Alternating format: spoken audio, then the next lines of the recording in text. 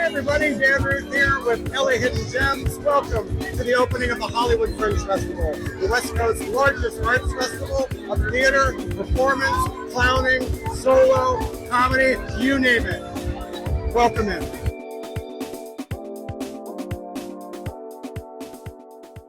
The lighting suddenly became spooky. What? It became spooky.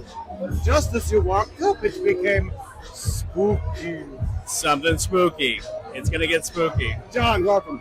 Thank you so much. Tell me about your show.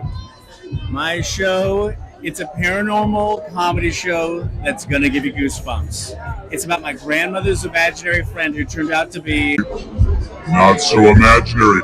By the way, this is real.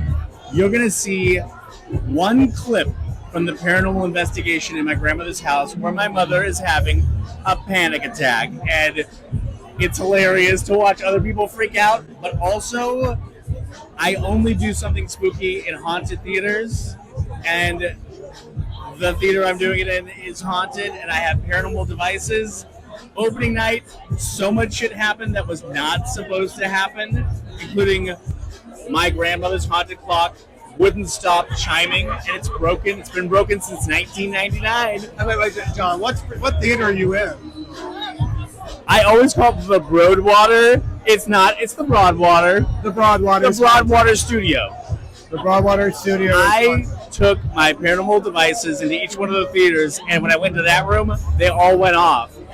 And so I've been filming what goes on before the audience comes in. It was, at one point I'm like, this is not part of the show. People started laughing, but then the tech person was like holding her chest and like started freaking out. And people started to realize this is not part of the show. Meanwhile, I have other parts of the show like shadow people projections and binaural audio of sounds that you feel before you hear, and all original score by Alexander Burke, who worked with David Lynch, Christabel, Bob Dylan, a good friend of mine, and his music. He plays electric vibraphone, and it's like the hairs in the back of your neck will stand up from the stories, but from the soundscape too. But the ghosts at the Broadwater like something spooky, and they like you, Jon. I think they like you. So. One of the ghosts was very critical of the show, and I should not be asking the ghosts what they think of it. And one of them was like, and I was like, "Are you a critic?" And they went, "Yes." And I was like, "Okay, I hope." Can you tell I'm trying to do a good show? But yes. Wait, there's a Ouija board in the show, or there's other ways of communication? I use dowsing rods, an EMF reader. I use a spirit box. I use a lot of different tools, and if you don't want to see this show by now, there's something wrong. I love that shit. People love that shit. It's sold out, but there's a standby line. And the thing to know about Fringe, people flake. It happens. It's not even their fault. Sometimes the show runs long, which is don't do that. But the opening night we did, 6 people couldn't make it. 7 people from the standby line got in. And I guarantee you're going to get in. Show up early. You'll get in. It's even the people on the standby line are having so much fun, because the feeling that you feel when you're about to see anything spooky.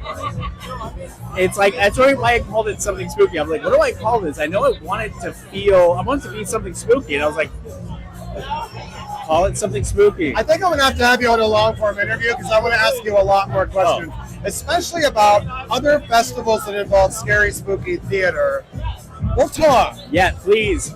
Something spooky is something sold out, but that shouldn't stop you. Stand by line. Come to this. And by the way, I have a whole background in immersive horror experiences. I'm going to name drop so hard right now. I just want to do it. Tim Burton hired me to do President Obama's first Halloween party at the White House. Glad I did it then. And it was only reason. It was like, well, how did Tim Burton find? When I was in film school, I got an F on my intro to TV project, and I'm like, I think Tim Burton's gonna love this. I sent it to Tim Burton. 4 weeks later, he calls. It's like, I loved it. I'm like, well, I got an F. He's like, give me all your teacher's information. My teacher, Gil Bettman, was forced to give me an A. And then, Oh, okay. I thought no, it no was longer employed at that No. school. No. And then Tim goes, if you're ever in London, look me up. My honeymoon, I was like, a great place to honeymoon, London. And I sent Tim Burton like a line, and he's like, come over. And he still had my intro to TV project. We hung out for like a year. And then I pitched him on doing some 3D weird art project. And he was like, let's do that. And he's like, that went well. Let's do President Obama's first Halloween party at the White House. I was like, what? Greatest moment of my life. I have the best pictures. I don't even have time to tell any of those stories in something spooky. I have so many. You have FOMO, don't you? You have FOMO. You're going to miss the show. Don't miss the show. Something spooky. It's going to be great. Thank you so much for having great me. talking to you. Great Happy talking with you. Fringe. Can't wait to see the show. Thank you. Something spooky, in case you didn't know the title. Now you know.